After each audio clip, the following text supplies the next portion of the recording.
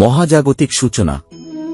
যখন পৃথিবীর বুকে অন্যায়, অত্যাচার আর অধর্মের ভার ক্রমশ বৃদ্ধি পায়, যখন মানুষের হৃদয় থেকে সত্য ও ন্যায়ের আলো ম্লান হয়ে আসে, তখনই পরমেশ্বরের আবির্ভাব ঘটে ধর্মের পুনঃপ্রতিষ্ঠার জন্য। ভারতীয় আধ্যাত্মিক ঐতিহ্যে এমনই এক মহিমান্বিত আবির্ভাবের কথা বর্ণিত হয়েছে, তিনি শ্রীকৃষ্ণ। ভক্তের কাছে তিনি পরম আরাধ্য, দার্শনিকের কাছে তিনি পরম সত্যের এক গভীর প্রকাশ, আর বৈষ্ণব ঐতিহ্যে তিনি স্বয়ং ভগবান হিসেবে পূজিত। শ্রীকৃষ্ণের আবির্ভাব তাই শুধু একটি ঐতিহাসিক বা পৌরাণিক ঘটনা নয়, এটি ভক্তির কাছে অন্ধকারের মধ্যে আলোর আগমন, অধর্মের মধ্যে ধর্মের প্রত্যাবর্তন আর হতাশার মধ্যে আসার জন্ম। মথুরার অশান্ত সময়। দ্বাপর যুগের শেষ পর্ব। মথুরার রাজ্যে তখন ক্ষমতার কেন্দ্রে কংস। কংস ছিলেন অত্যন্ত শক্তিশালী এবং পরাক্রমশালী শাসক। হৃদয় ছিল ভয়ে আচ্ছন্ন। ক্ষমতা যত বাড়তে থাকে, ততই তাঁর মনে জন্ম নেয় সন্দেহ, আর সেই সন্দেহ একসময় তাকে নির্মমতার পথে নিয়ে যায়। এই সময়েই ঘটে এক গুরুত্বপূর্ণ ঘটনা। মথুরার রাজপরিবারের দেবকীর সঙ্গে বিবাহ হয় যদুবংশীয় মহাত্মা বসুদেবের। বিবাহের পর কংস নিজেই তাঁদের রথ পরিচালনা করছিলেন, কিন্তু হঠাৎ আকাশবাণী হল, দেবকীর অষ্টম সন্তানই হবে কংসের মৃত্যুর কারণ। ব্যাস, এই একটি ভবিষ্যৎবাণী কংসের জীবনকে সম্পূর্ণ বদলে দিল। ভবিষ্যৎবাণী ও কারাবাস। ভবিষ্যৎবাণী শুনে কংস দেবকীকে হত্যা করতে উদ্যত হলেন, কিন্তু বসুদেব তাকে বোঝালেন, দেবকীর প্রতিটি সন্তান জন্মগ্রহণের পর তাঁর হাতে তুলে দেওয়া হবে। কংস তখন তাদের প্রাণ রক্ষা করলেন ঠিকই, কিন্তু বসুদেব ও দেবকীকে কারাগারে বন্দী করলেন। তারপর এলো তাদের সন্তানরা। কংসের ভয়ে তাদের জীবন রক্ষা পেল না। কারাগারের পাথরের দেয়াল যেন সাক্ষী হয়ে রইল এক মায়ের অশ্রুর, এক পিতার অসহায়তার, আর এক অত্যাচারী শাসকের ভয়ঙ্কর আতঙ্কের। কিন্তু ভাগ্যের লিখনকে পরিবর্তন করতে পারে অষ্টম সন্তানের প্রতীক্ষা। সময়ের চাকা এগিয়ে চলল। দেবকীর অষ্টম সন্তান আগমনের সময় ঘনিয়ে এল। কারাগারের বাইরে তখন প্রকৃতি যেন এক অদ্ভুত অপেক্ষায়। পুরাণীয় বর্ণনায় বলা হয়, ধরণী তখন অধর্মের ভারে ভারাক্রান্ত। দেবতারা পরমেশ্বরের কাছে প্রার্থনা করেন, আর সেই প্রার্থনারই পরিণতি হিসেবে আসে এক মহাজাগতিক আশ্বাস। ধর্মের রক্ষার জন্য পরমেশ্বর অবতীর্ণ হবেন।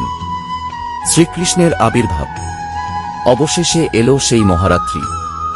ভাদ্র মাসের কৃষ্ণপক্ষের অষ্টমী তিথি। রাত্রি গভীর, চারদিকে আর সেই নিস্তব্ধতার মধ্যেই মথুরার কারাগারে দেবকীর গর্ভ থেকে আবির্ভূত হলেন শ্রীকৃষ্ণ। ভক্তি পরম্পরায় এই মুহূর্তকে বলা হয় ভগবানের আবির্ভাব। শ্রীমদ্ভাগবতের বর্ণনা অনুসারে তাঁর আবির্ভাব সাধারণ শিশুর মতো ছিল না। তিনি প্রথমে চতুর্ভুজ রূপে প্রকাশিত হন, হাতে শঙ্খ, চক্র, গদা ও পদ্ম। তাঁর দিব্য রূপ দেখে বসুদেব ও দেবকী বিস্মিত ও অভিভূত হয়ে পড়েন। ব্যাস, কারাগারের অন্ধকারে তখন যেন আলো ফুটে উঠল।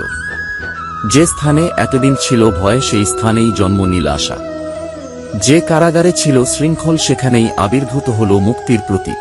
বসুদেবের যাত্রা। শ্রীকৃষ্ণ বসুদেবকে নির্দেশ দিলেন তাকে গোকুলে নিয়ে যেতে। সেখানে নন্দ ও যশোদার গৃহে তিনি নিরাপদে থাকবেন। অদ্ভুতভাবে কারাগারের দ্বার খুলে গেল। প্রহরীরা গভীর নিদ্রায় আচ্ছন্ন। বসুদেব শিশুকৃষ্ণকে একটি ঝুড়িতে রেখে মাথার ওপর ধারণ করলেন। তারপর শুরু হল এক অভূতপূর্ব যাত্রা। মথুরা থেকে গোকুল। মাঝখানে প্রবাহিত যমুনা, আর তখন প্রবল বর্ষণ। যমুনা পার। বসুদেব এগিয়ে চলেছেন, এক হাতে শিশুকে রক্ষা করছেন, আর অন্যদিকে প্রকৃতির প্রতিকূলতার সঙ্গে সংগ্রাম করছেন। বৈষ্ণব ঐতিহ্যের বর্ণনায় এই সময় অনন্তনাগ তাঁর ফনা বিস্তার করে শিশুকৃষ্ণকে বৃষ্টির হাত থেকে রক্ষা করেন। যমুনার জলও যেন পথ করে দেয়। এ যেন প্রকৃতিও চিনে নিয়েছে তার প্রভুকে। ব্যাস, একজন পিতা তাঁর সন্তানকে, কিন্তু ভক্তির চোখে। এ শুধু একজন পিতার যাত্রা নয়, এ যেন অন্ধকার পৃথিবীর বুক থেকে আলোর দিকে মানুষের যাত্রা। গোকুলে আগমন। অবশেষে বসুদেব পৌঁছালেন গোকুলে। নন্দ ও যশোদার গৃহে তখন সদ্য একটি সন্তান জন্মগ্রহণ করেছে। পুরাণীয় কাহিনী অনুসারে বসুদেব সেখানে দেবকীর সন্তানকে রেখে যশোদার সদ্যজাত কন্যা শিশুকে সঙ্গে নিয়ে মথুরায় ফিরে আসেন। কারাগারে ফিরে এসে তিনি কন্যা শিশুটিকে দেবকীর পাশে রাখলেন। এরপর প্রহরীরা শিশুর কান্না শুনতে পেল। খবর পৌঁছাল কংসের কাছে। কংসের সামনে দেবী। কংস ছুটে এলেন। তিনি ভাবলেন, এই শিশুই হয়তো তাঁর মৃত্যুর কারণ। কিন্তু শিশুটিকে আঘাত করার আগেই সে তাঁর হাত থেকে মুক্ত হয়ে আকাশে উঠে গেল। পুরাণীয় বর্ণনায় সেই কন্যা দেবীর রূপ ধারণ করে কংসকে জানালেন যে শক্তি তাঁর সে ইতিমধ্যে অন্যত্র জন্ম নিয়েছে। কংসের ভয় আরও গভীর হল, কারণ ভবিষ্যৎবাণীকে বন্দী করা যায় না, ভাগ্যকে শৃঙ্খল দিয়ে আটকানো যায় না, আর সত্যকে চিরকাল অন্ধকারে রাখা যায় না। নন্দালয়ে আনন্দ, অন্যদিকে গোকুলে তখন আনন্দের ঢেউ। নন্দের ঘরে জন্ম নিয়েছেন এক অপরূপ শিশু। যশোদার কোলে সেই শিশু, তার মুখে মায়াবী হাসি। গোকুলবাসীর হৃদয়ে আনন্দ। ঢাকঢোল, গান আর উৎসবের মধ্য দিয়ে গোকুলে শুরু হল নতুন এক অধ্যায়। এই শিশুই পরবর্তীকালে হয়ে উঠবেন গোপাল, গোবিন্দ, মাধব, মুরলীধর, দ্বারকাধীশ আর অসংখ্য ভক্তের হৃদয়ের পরম আরাধ্য শ্রীকৃষ্ণ। কেন শ্রীকৃষ্ণের আবির্ভাব? শ্রীকৃষ্ণের আবির্ভাবের সঙ্গে জড়িয়ে আছে এক গভীর আধ্যাত্মিক শিক্ষা। ভগবদ্গীতায় কৃষ্ণ ধর্মের প্রতিষ্ঠা এবং অধর্মের বিনাশের কথা বলেছেন। কিন্তু কৃষ্ণের জীবন শুধু যুদ্ধ ও রাজনীতির ইতিহাস নয়। তার জীবনের আরেকটি গুরুত্বপূর্ণ দিক হল প্রেম, ভক্তি, করুণা, বন্ধুত্ব, মানবিকতা।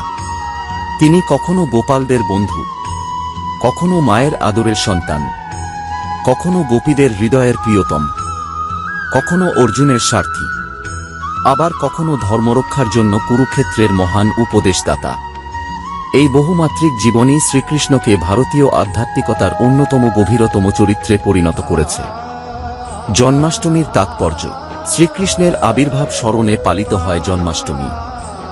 এই দিন ভক্তরা উপবাস করেন, শ্রীকৃষ্ণের পূজা করেন এবং মধ্যরাতে তাঁর আবির্ভাব স্মরণ করেন।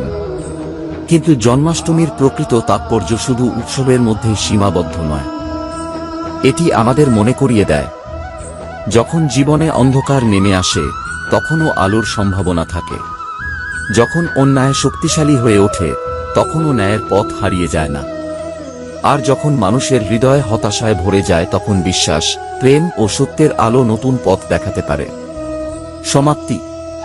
মথুরার সেই অন্ধকার কারাগার থেকে যে আলোর যাত্রা শুরু হয়েছিল তা থেমে থাকেনি গোকুলে। তা ছড়িয়ে পড়েছিল বৃন্দাবনের পথে, মথুরার রাজপথে, দ্বারকার রাজসভায়, কুরুক্ষেত্রের রণাঙ্গনে আর শেষ পর্যন্ত মানুষের হৃদয়ে।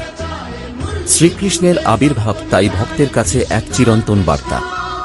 অন্ধকার যত গভীরই হোক আলো আসবেই, অন্যায় যত শক্তিশালী হোক সত্যের জয় হবেই, আর মানুষের হৃদয় যত ভক্তি ও প্রেম তাকে আবার পরম সত্যের কাছে ফিরিয়ে নিতে পারে।